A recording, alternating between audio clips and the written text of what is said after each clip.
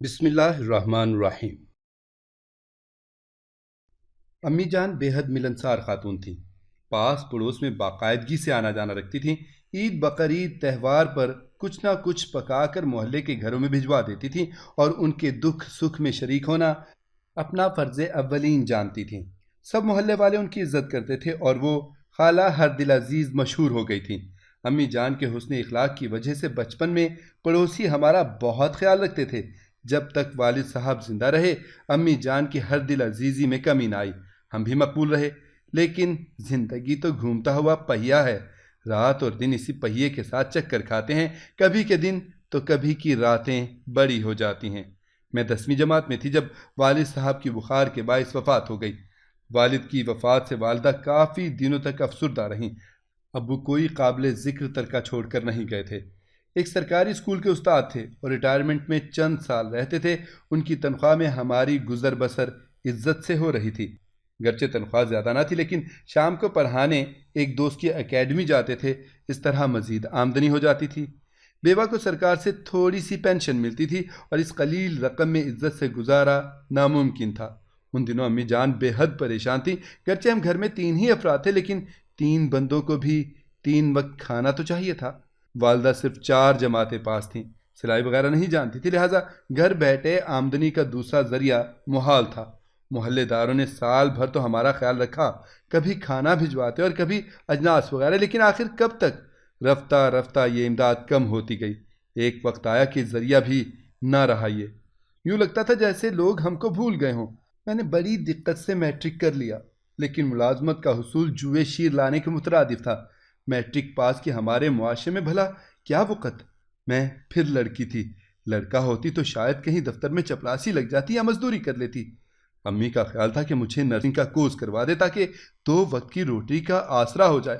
استانی نہ بن سکی کیونکہ ان دنوں سرکاری اسکول میں جے وی اور پی ٹی سی وغیرہ کو ہی ٹیچر کی آسامی کے لیے قبول کیا جاتا تھا۔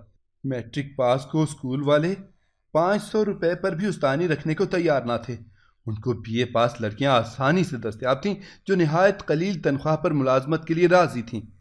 یہ بہت مشکل دن تھے، بلکہ کٹھن ترین کہوں تو بے جانا ہوگا۔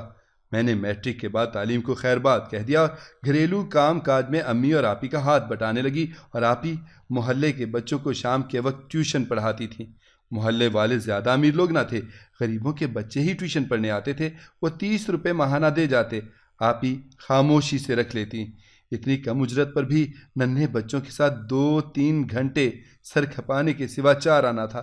مزید کیا تفصیل بتاؤں، بس جان لے کہ کبھی کبھی فاقہ بھی کرنا پڑ جاتا تھا۔ کہتے ہیں انسان کی ساری اخلاقیات شکم سیری تک محدود ہیں۔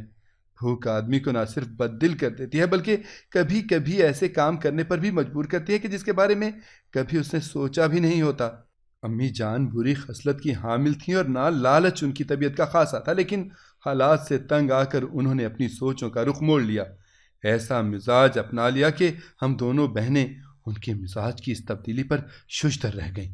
یہ اس دن کا ذکر ہے جب ابو کی پینشن کے پیسے ختم ہو گئے اور آپا کو ٹیوشن سے جو قلیل آمدنی ہوتی تھی اس سے صرف 10 دن کے لیے خرچ پورا ہوتا تھا۔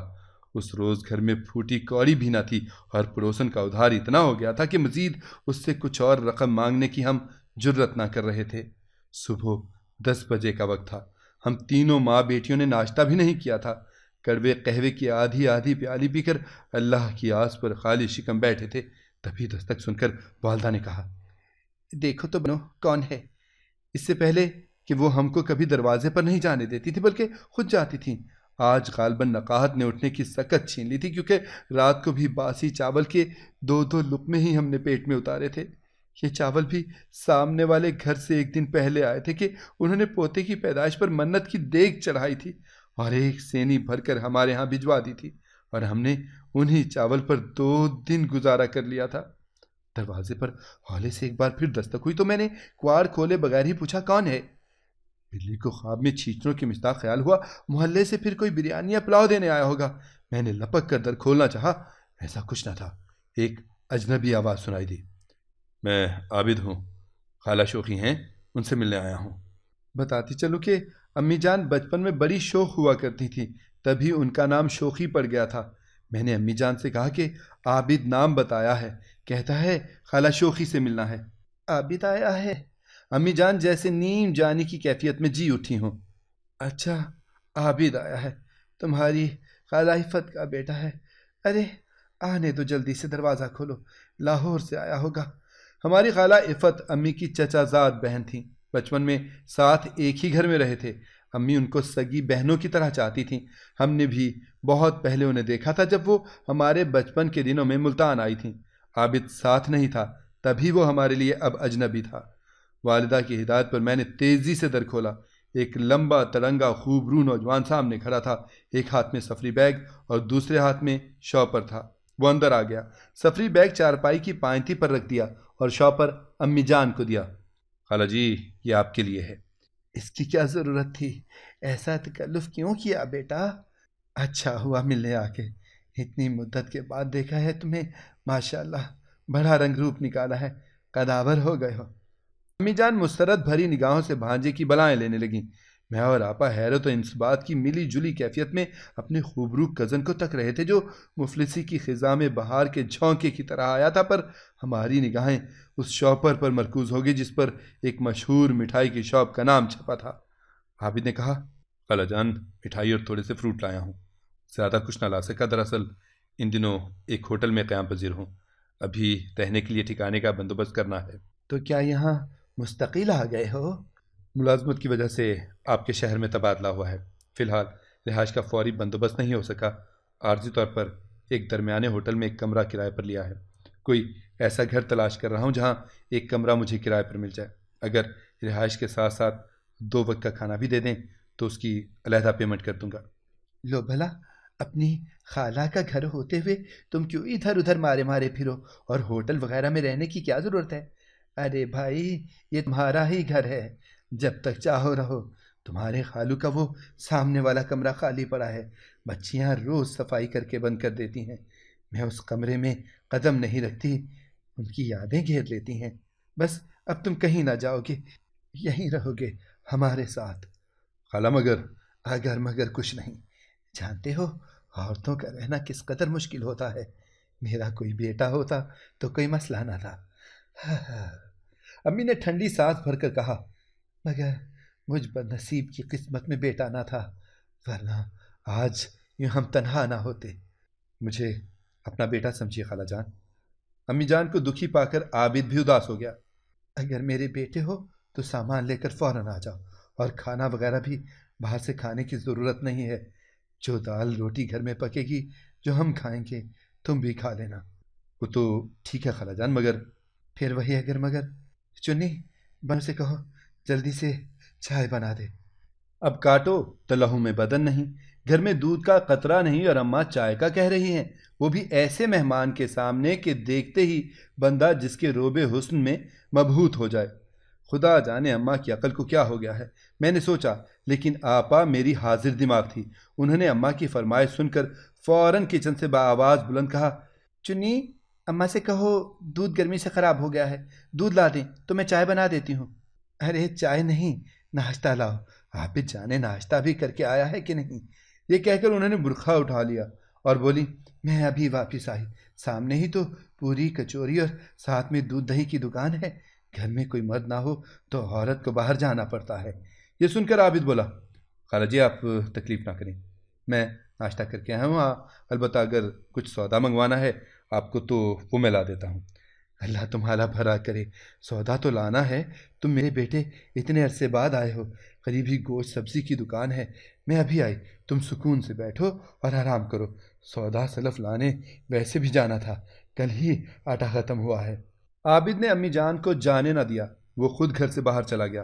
آدھے گھنٹے بعد لوٹا تو آٹا، گوشت، سبزی، دودھ، دہی، پوری، کچوری، چھولے اور گھی تک لے آیا۔ جب سامان آ گیا میں اور آپا کچن میں مصروف ہو گئے اور جلدی جلدی کھانا تیار کر دیا۔ تب تک پوری، کچوری، آلو چھولے اور حلوے سے ناشتے کا مرحلہ بھی طے ہو گیا۔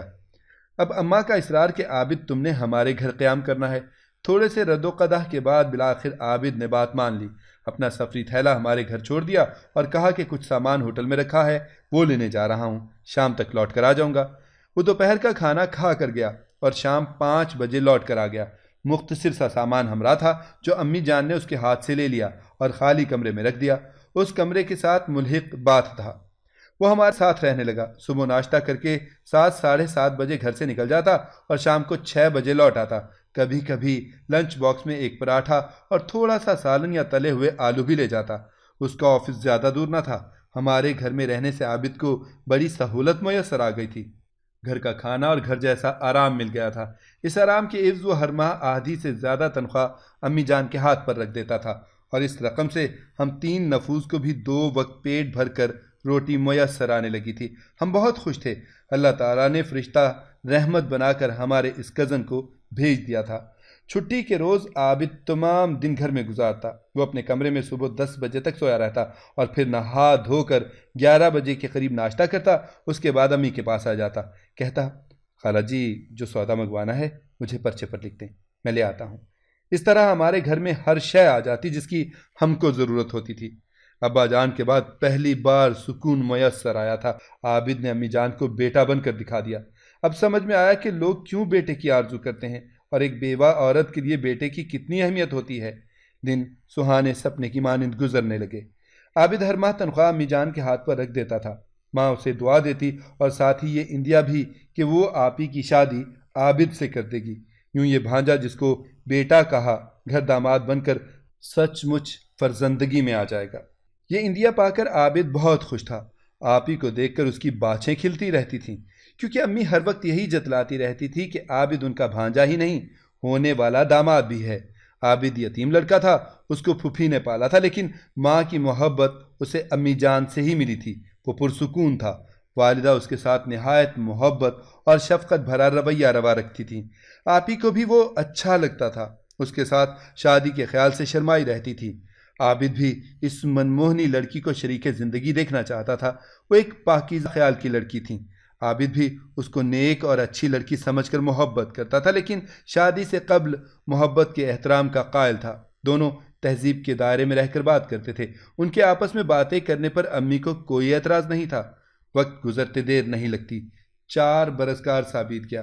امی جان کا گھر عابد کی کمائی سے چل رہا تھا، اور وہ اپنے اس شریف النفس بھانجے کو وقتاً فوقتاً یہی باور کرواتی رہتی تھیں کہ آج نہیں تو کل اپنی دختر نیک اختر بینا کی شادی تم سے کر دوں گی۔ آپی کا اصل نام روبینہ تھا، پیار سے بینا اور بنو بھی کہتے تھے۔ عابد آپی کو پیار سے بینا پکارتا تو وہ مسکرا کر رہ جاتی تھیں۔ ایک روز ہمارے گھر محلے سے 2 عورتیں آئیں۔ امی جان نے آپی کو کچن میں بھیج دیا کیونکہ انہوں نے آپی کا رشتہ مانگا اور مٹھائی کے لیے 5000 کی رقم بھی میری والدہ کو پیش کی۔ امی جان نے رقم رکھ لی۔ آنے والی خاتون کے بیٹے کا نام طفیل احمد تھا اور وہ سعودی عرب میں تجارت کرتا تھا۔ یہ کافی پیسے والے لوگ تھے، اور لڑکے کی والدہ نے یقین دہانی کرائی تھی کہ اگر روبینے کا رشتہ دے دیا تو ہم آپ کی بیٹی کو سونے میں تول دیں گے۔ لالچ بری بلا ہے۔ امی جان کی رال ٹپک گئی اور انہوں نے رشتے کے لیے حامی بھر لی۔ میں نے آپی کو بتا دیا کہ امی نے تمہارا رشتہ طفیل نامی شخص سے طے کر دیا ہے۔ آپی یہ سن کر حیرت زدہ رہ گئیں کہ والدہ ایسا کیسے کر سکتی ہیں؟ 4 برس عابد کی کمائی کھانے کے بعد اب وہ رشتے سے مکر رہی ہیں۔ اب وہ عورتیں کبھی کچھ سوغات لے کر آنے لگیں تو میں نے آپی سے کہا کہ تم عابد کو حقیقت بتا دو۔ اچانک اس نے سنا تو اسے بہت صدمہ ہوگا۔ ایک روز آپی نے عابد بھائی کو بتا دیا کہ تم یوں ہی اماں کے ہاتھوں بے وقوف بنتے ہو۔ وہ میرا رشتہ محلے کے گھرانے میں طے کر چکی ہیں۔ لڑکا سعودی عرب میں ہے اور مالدار ہے۔ یقین نہ آئے تو خود اماں سے پوچھ لو۔ یہ سن کر عابد کا رنگ فق ہو گیا۔ اسے اپنے کانوں پہ اعتبار نہ آیا۔ جب انسان کسی پر اندھا اعتماد کرے اور اچانک اعتبار ٹوٹ جائے تو کیا حال ہوتا ہے؟ یہ کوئی عابد کے دل سے پوچھتا۔ اس وقت تو اس کی سٹی گم ہو گئی۔ بہرحال شام کو جب اماں اور وہ ایک ساتھ چائے پینے بیٹھے تو اس نے سوال کیا، خالہ جان کیا یہ درست ہے کہ آپ بینا کی شادی طفیل نامی شخص سے کر رہی ہیں؟ ہاں یہ ٹھیک ہے، امی جان نے ڈھٹائی سے جواب دیا۔ مگر کیوں، جبکہ آپ نے اس کی شادی کا مجھ سے وعدہ کیا ہے؟ اس میں کیوں کا کیا سوال ہے؟ تو بینا ہماری بیٹی ہے، ہم جس سے چاہیں اس کی شادی کریں۔ لیکن آپ تو کہتی تھی کہ وقت کی بات ہوتی ہے، اب وہ حالات نہیں رہے۔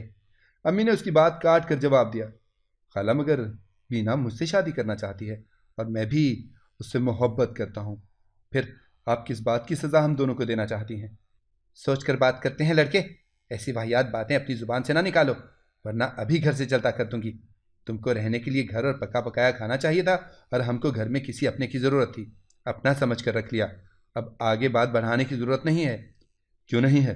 جبکہ آپ نے ہی کئی بار یہ بات باور کروائی تھی، اور میں اتنے برس اعتبار کر کے انتظار کرتا رہا کہ آج نہیں تو کل آپ وعدہ پورا کر دیں گی، لیکن آپ نے میرے اعتبار کو توڑ دیا، مجھے دھوکہ دیا ہے، میری آرزوؤں کو خاک میں ملا دیا ہے۔ چلو لڑکے، چلو اپنی راہ لو، اتنے برس تم کو رکھا، یہ بہت ہے، میرا احسان جانو۔ ایک بات کہی تھی، تمہارے ساتھ نکاح تو نہیں ہوا تھا کہ حق جتلا رہے ہو؟ آپ نے اتنا عرصہ مجھ کو احمق بنائے رکھا، صرف اپنا گھر چلانے کے لیے، میری کمائی پر حق جمائے رکھا۔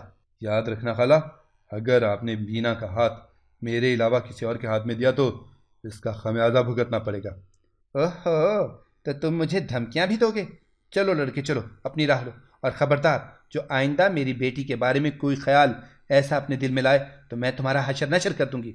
عابد کو امی سے ایسی امید ہرگز نہ تھی، وہ دانت پیس کر بولا، ٹینا کا رشتہ کہیں اور نہیں کرو گی، اور اگر کیا تو یاد رکھنا اپنی اور تمہاری جان ایک کر دوں گا۔ امی کا پارا بھی چڑھ گیا، اسے ڈرانے کو پاس پڑی سبزی کاٹنے والی چھری اٹھا لی۔ تبھی عابد نے امی جان کی کلائی مروڑ کر چھری ان سے چھین لی۔ اب چھری عابد کے ہاتھ میں۔